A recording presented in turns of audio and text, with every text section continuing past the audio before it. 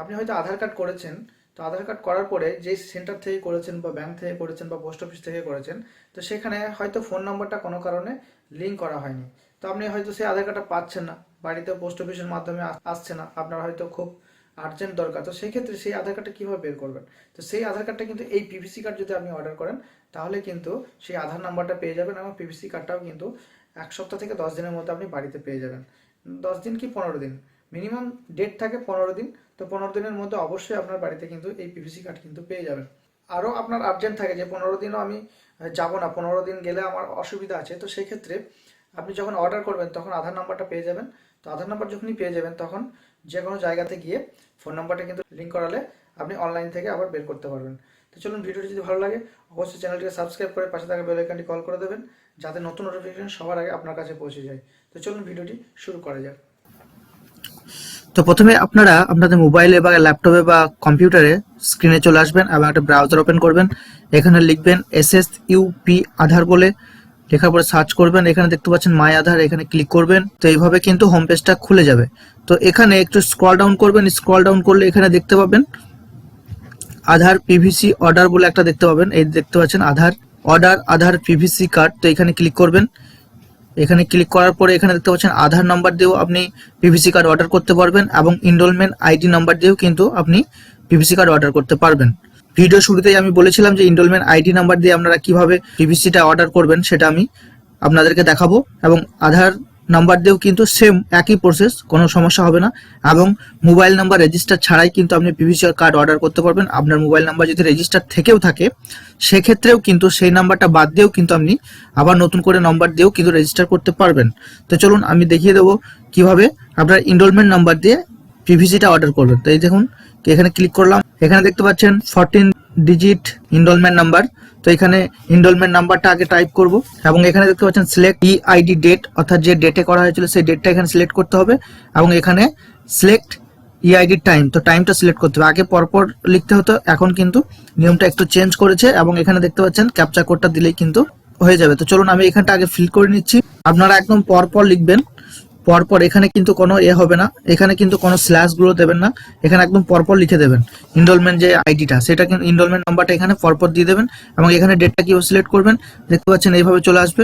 তো এইভাবে সিলেক্ট করে নেবেন আপনারা ডেটটাকে, এরকম ভাবে মাস এবং দিনটাকেও সিলেক্ট করে নেবেন, একদম সুন্দরভাবে এইভাবে সিলেক্ট করে নেবেন। দেখতে পাচ্ছেন আমার ডেট কিন্তু সিলেক্ট হয়ে গেছে এবং এখানে টাইমটা আমি সিলেক্ট করে নেব।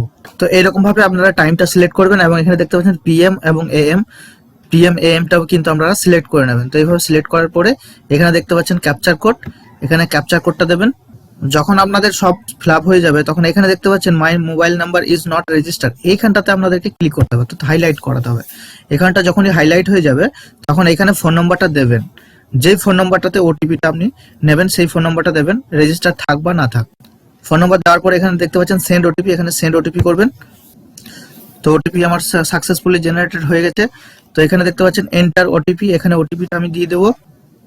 ওটিপি দেওয়া হয়ে গেছে। এখানে দেখতে পাচ্ছেন টার্মস অ্যান্ড কন্ডিশন, এইখানটাকেও হাইলাইট করাতে হবে। তো এখানে ক্লিক করবেন, এখানে ক্লোজ অপশনটাতে ক্লিক করে নেবেন এবং এখানে দেখতে পাচ্ছেন সাবমিট, এই সাবমিটে কিন্তু ক্লিক করতে হবে। তো চলুন আমি সাবমিটে ক্লিক করে নিচ্ছি।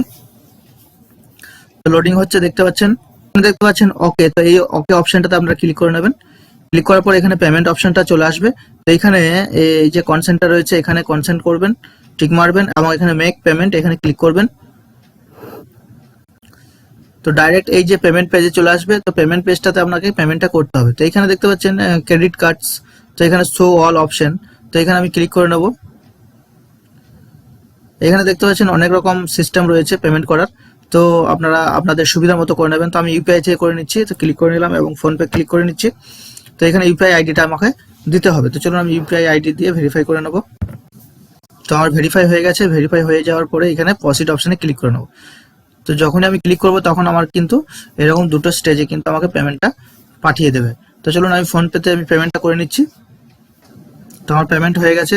তো পেমেন্ট হয়ে যাওয়ার সঙ্গে সঙ্গে কিন্তু আপনাদের সামনে এই যে স্লিপ ডাউনলোড এটা কিন্তু চলে আসবে। তো ক্যাপচা কোডটা দেবেন, ক্যাপচা কোডটা দেওয়ার পরেই কিন্তু আপনাদের স্লিপটা ডাউনলোড হয়ে যাবে। ডাউনলোড একনলেজমেন্ট, তো এখানে ক্লিক করে নেবেন। এখানে ক্লিক করলে এখানে ডাউনলোড হয়ে যাবে। তো ডাউনলোডটা আমি ওপেন করব স্লিপটা। স্লিপটা ওপেন করলে এখানে দেখতে পাবেন, এখানে রিসিপ্ট নাম্বার পাবেন এবং ডেট পাবেন এবং এসআরএন নাম্বার যেটা এটা কমপ্লেন করা যাবে। তো এই নাম্বারটা আপনারা রেখে দেবেন স্লিপটা ডাউনলোড করে, এবং রিপ্রিন্ট অ্যামাউন্ট দেখতে পাচ্ছেন 50 টাকা। এইখানে যেটা বলেছিলাম আপনাদেরকে যে আধার নাম্বারটা আপনারা পেয়ে যাবেন। তো ইনরোলমেন্ট স্লিপ দিয়ে যদি কারোর হয়তো দেখা যাচ্ছে ফোন নাম্বার ভুল হয়েছে বা কিছু হয়েছে, বা অনেক আগেকার আধার কার্ড বার করা যাচ্ছে না, তো ইনরোলমেন্ট স্লিপটা রয়েছে এবং সেটা জেনারেট দেখাচ্ছে, তো সেই ক্ষেত্রে কিন্তু আপনারা আধার নাম্বারটা কিন্তু এখান থেকে পেয়ে যাবেন পিভিসি কার্ড অর্ডার করলে। তো ভিডিওটি ভালো লাগলে অবশ্যই লাইক এবং শেয়ার করবেন।